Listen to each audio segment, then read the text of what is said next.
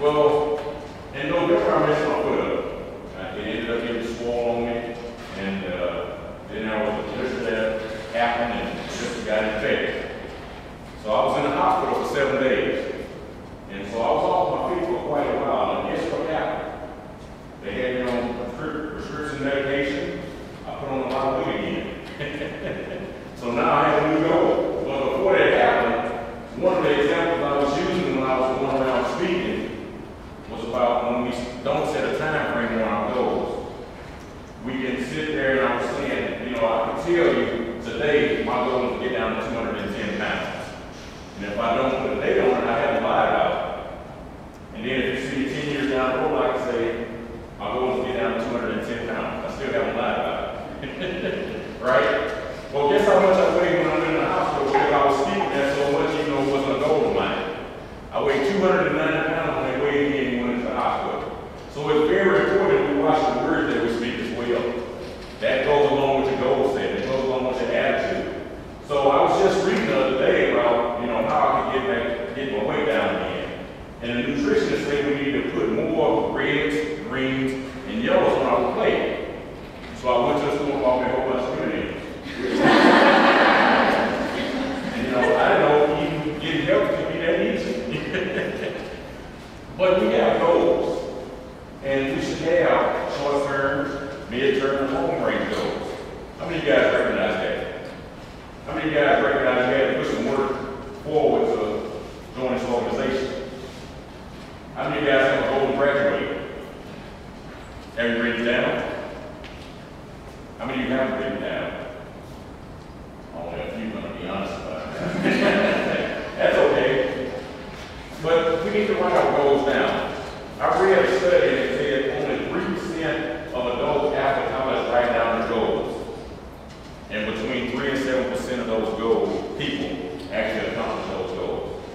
Now, it's been proven that when you write your goal down, the chance of accomplishing that goal increases between 70 and 80%.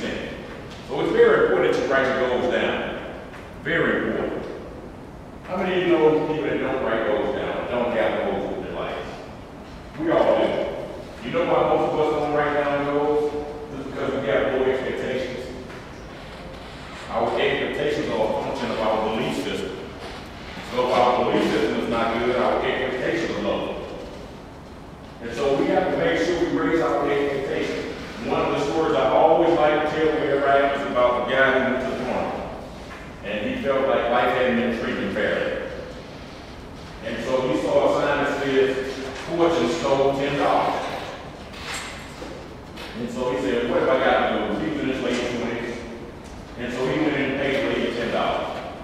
And she said, you're going to be broke and disgusted until age 40.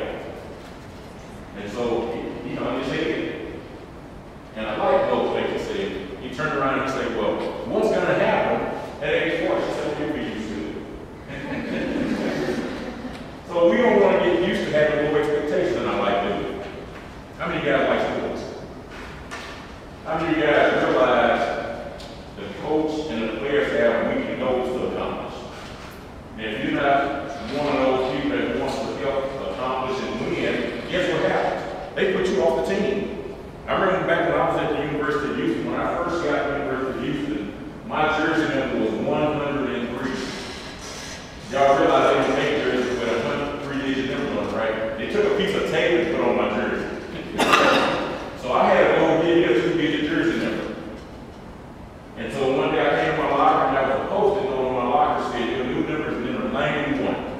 Now nobody had talked to me about goal setting before then. But when it said your new number is 91, I said, this guy never did that jersey back, and he never did.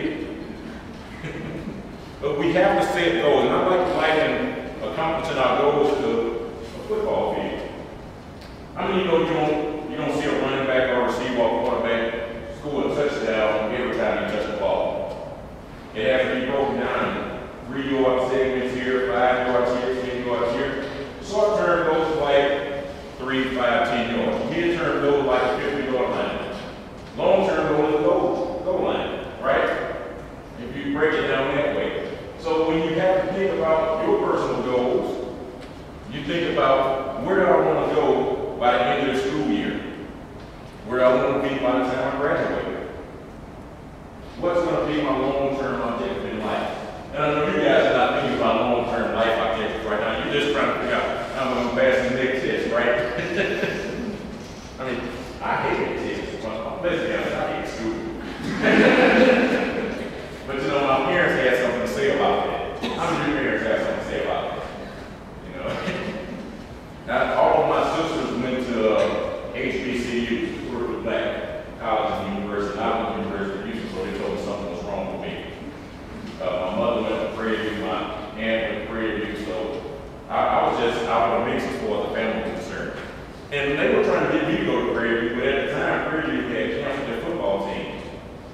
I had no interest in any school that didn't have football. I mean, football is a religion in Texas. Y'all know that, right? How you guys doing this year? How you think? How they 2-0. I know you're 3-0. Because it seems like the only town I can get in the rental is Texas Tech. I mean, I heard at 11 o'clock this morning they're talking about the top 30 games in Tech history, and they're still in the same game when I drive over here this evening. And I said, you know, can I find something else on the radio? The guy told me at the airport, he said, yeah, you've ever come to Sirius Satellite Radio. Guess what it is?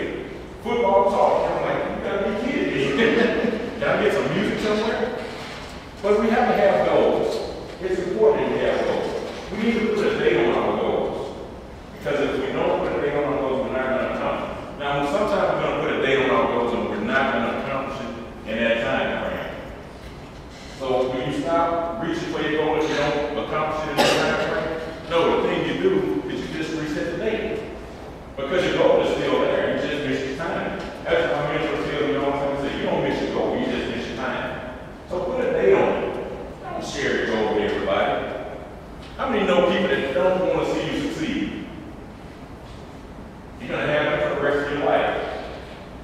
You know, that's just the way it is. Some people are not going anywhere in life. They're not doing anything with their life. And guess what? They want you to do it with them. So don't share your goals with them. You know, it's very important that you keep those goals to yourself.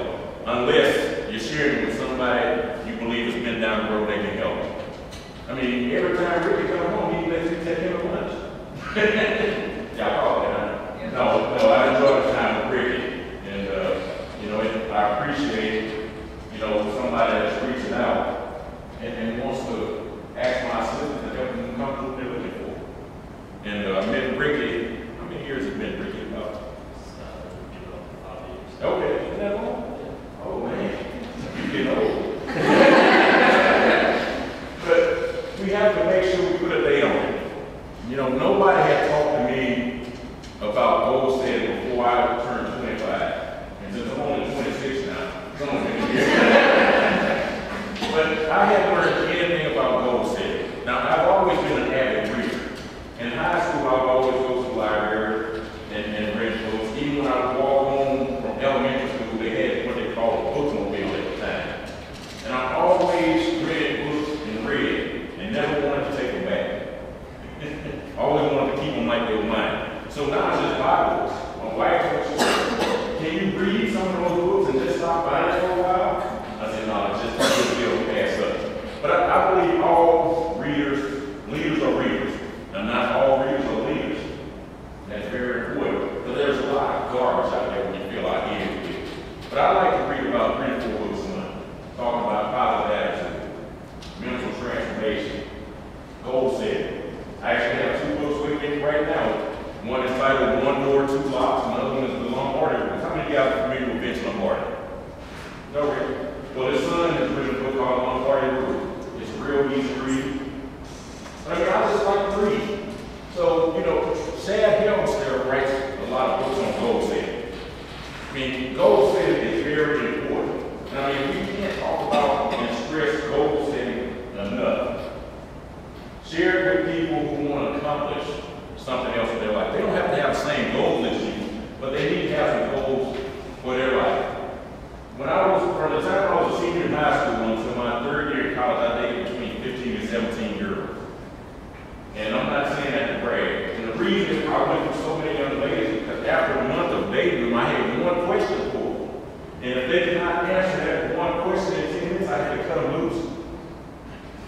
Guess what that question was?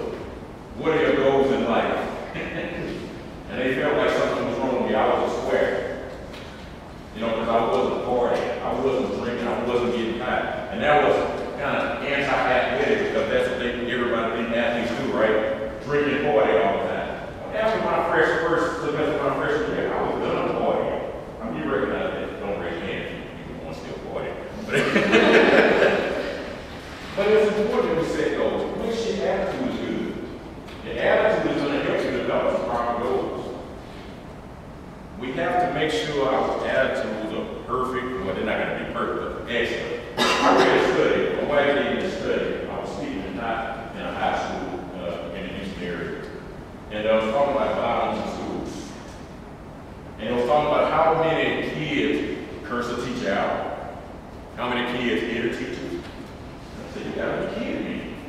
I said, if I would have ever did something like that while I was in school, just tell my parents you can't find me. Because anything my parents did to me was going to be worse than the police have done. But that's just a function of bad attitude. And so when we have bad attitude, we have low expectations.